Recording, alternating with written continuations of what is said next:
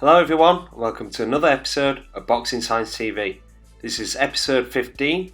This is all about velocity-based training, and it's a quick introduction from the presentation that I did at the University of Leeds, and we're basically going to cover the benefits, the reasons why we use velocity-based training with our athletes at Boxing Science. But before we get stuck into it, I'd just like to ask you to subscribe to our...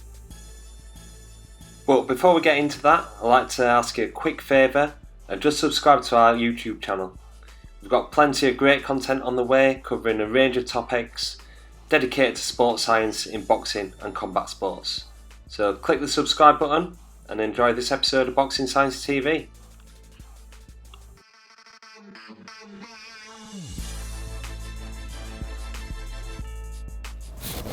So velocity-based training is when you record the speed of your lifts to monitor performance and structure programs. So using strength and conditioning as a tool to improve strength and speed. There's technology needed for this, and we use a GymAware or push band. GymAware is this over here. So you might have seen this in the gym before, little black box tether that attaches to the bar, and it connects to iPhone, iPad, and it tells you the speed of your lift. It's got different calculations, but we mainly use it for meters per second for mean velocity. Some lifts will go for peak velocity, but mostly on our strength exercises, it's going to be mean velocity that we go for. There's not that much new about velocity-based training. It's just a technology. There's in the past, it's been called dynamic effort training. So where you're doing like 8 to 10 sets of 1 to 3 reps and around about 50% of your 1RM with very short rest periods. So this was kind of like used at Westside Barbell, and a lot of like kind of power lifters and Olympic lifters use it, and the onus is to lift as fast as possible. But there's kind of limited research into the rate of force development or lifting velocities too.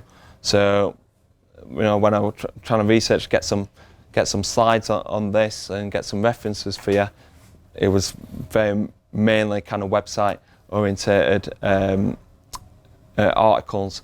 But has anybody tried this method before? No? Yeah, we've used it, yeah. So it's so basically use it on squats, bench, deadlift, and it's very light, and you're trying to lift it as fast as you can. But like I said, there isn't that feedback on lifting velocity and maximal effort. And the thought process behind it is, and how that kind of goes towards like to sports and explosive sports, is that the rate of force development at 200 milliseconds, and the force development is heightened when you're doing like kind of lighter and explosive lifts. And the reason why Boxing Science use kind of velocity-based training is because a punch is developed in a very short amount of time.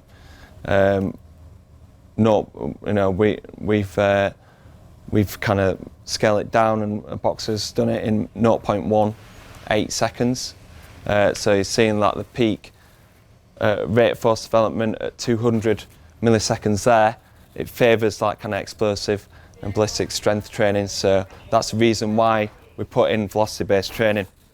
So this is the main difference between velocity-based training and dynamic effort training, is that you can feed back to the athlete. You've got them velocities there, so you've got the motivation to lift at speed.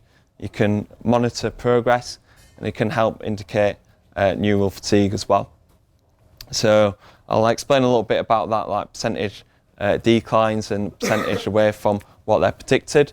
But the main thing for us, and why we put it in, is the motivation to lift at speed. Because whether you highly motivated or not, if you've got a number there to beat, you're going to try and beat it, aren't you? So we found that when we're actually giving them instant feedback, go right, you need to hit 0.6, for example, when they hit 0.55, 8 times out of 10 they're going to be getting closer to that 0.6 marker. Yeah, and as well, develop a force velocity profile. so we can see whether an athlete's an explosive athlete or a strong athlete. This is something that I'm going to talk to you about in a little bit. So this is how velocity-based training can help with our training philosophy. We kind of bring velocity-based training when we're doing the strength speed stuff and try and optimise lifting speed, so they're getting nice and explosive when they're working 85% 1RM. If you don't use velocity-based training or encourage that maximal effort, more than likely just kind of squat it comfortable or lift it as comfortable as they want. It's a good alternative to Olympic lifting. I'm still a fan of Olympic lifting.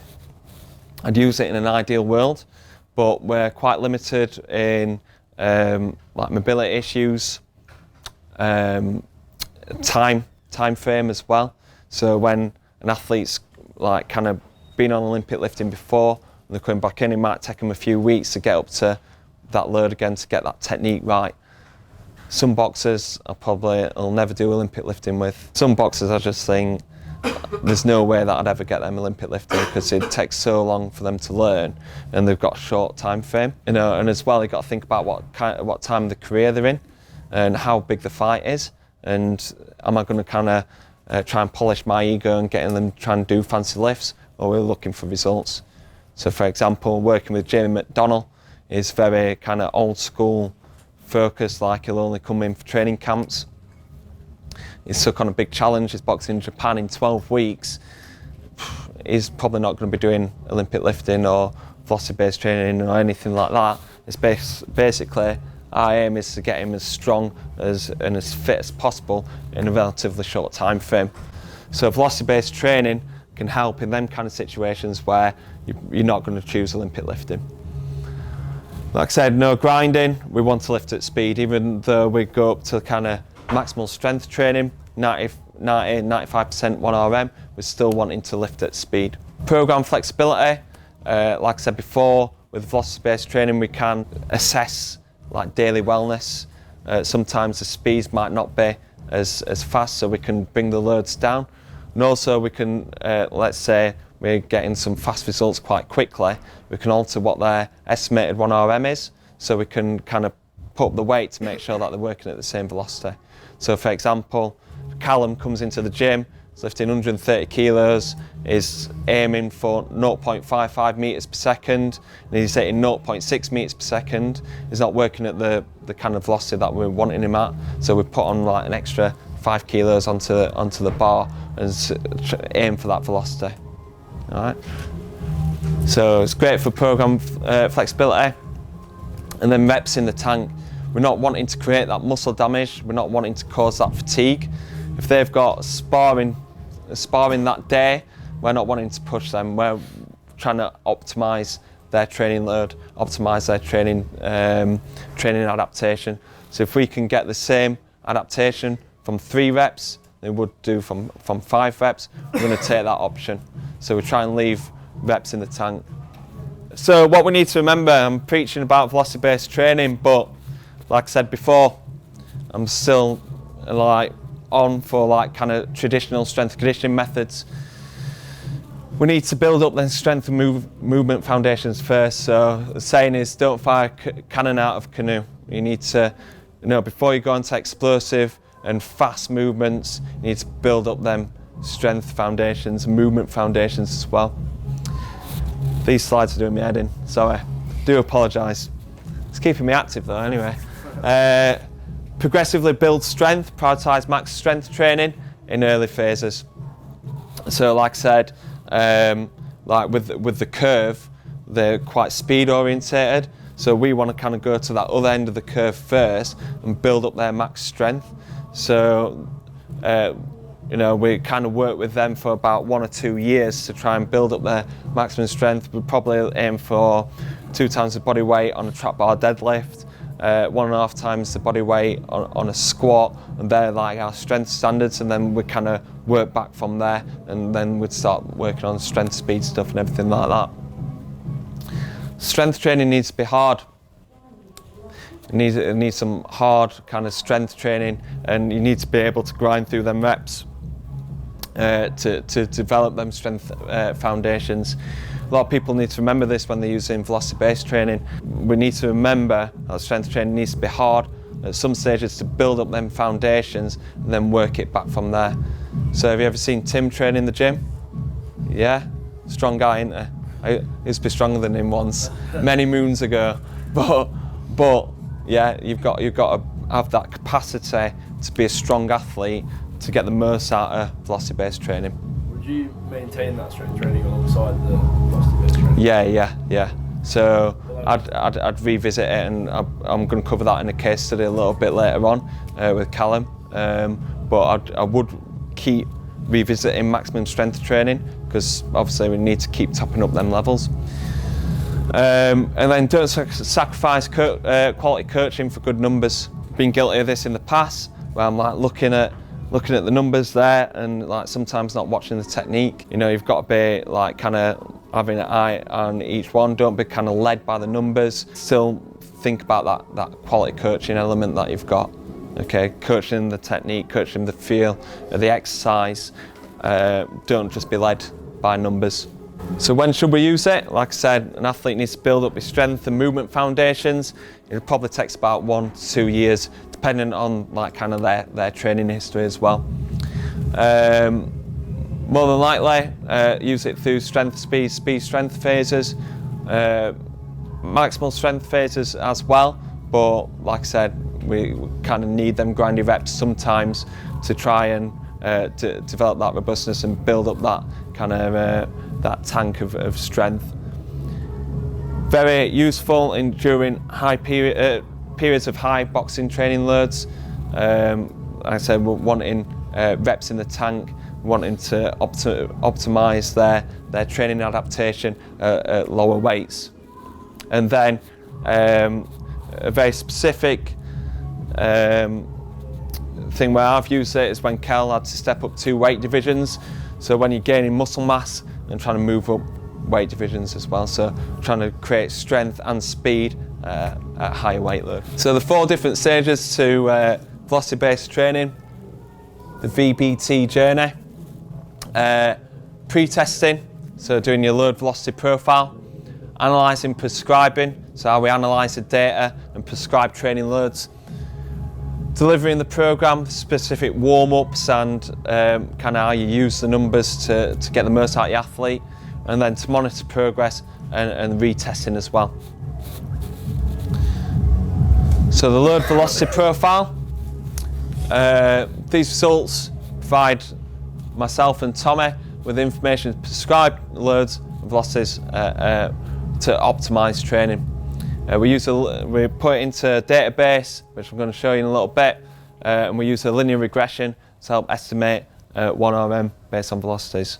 I don't particularly do 1RM testing. I'll do singles, but I won't ever do a 1 rep max test until they fail, because of the kind of risk versus reward. It more or less matches up based off these velocities and the linear regression as well. You know, if a boxer gets injured during my session, especially if they're going towards big championships or going into a big title fight where they're going to be earning money, I can't afford to get them injured. I can't have that on my head. So let's say if I'm doing 1 rep max test with Callum, he's going to be turning professional later on this year. This is his last chance to become the national champion, and kind of that's going to set him up to get with a good promoter and set up the foundations for his career. So if I do a 1 rep max test, I could affect him for the next 5 years. Not from an injury, from that, but not winning the championships, not getting with a good promoter. So risk versus reward is a big thing, so I'll just use the load velocity profile to predict 1 rep max. Provides a reference point to monitor progress of an athlete wellness during training sessions. So when we prescribe the training loads, we prescribe the velocities, what their velocity should be at based on this linear regression, and whether it's up or down, we can either change the program or we can hold them back for that session to recognise that some days they won't be hitting the same velocities. They're probably going to be sore, a little bit tired, take the weight down, ease off them. And then can identify how an athlete produces force at different loads. How do they sit on that force velocity curve? So I hope you enjoyed this episode. This was just a quick introduction to velocity-based training. There's a whole load of more information that we need to share with you. We're actually bringing out the full workshop as part of our Black Friday offer. So keep an eye out for that, as well as a load more free content from Boxing Science. Cheers guys, see you next week.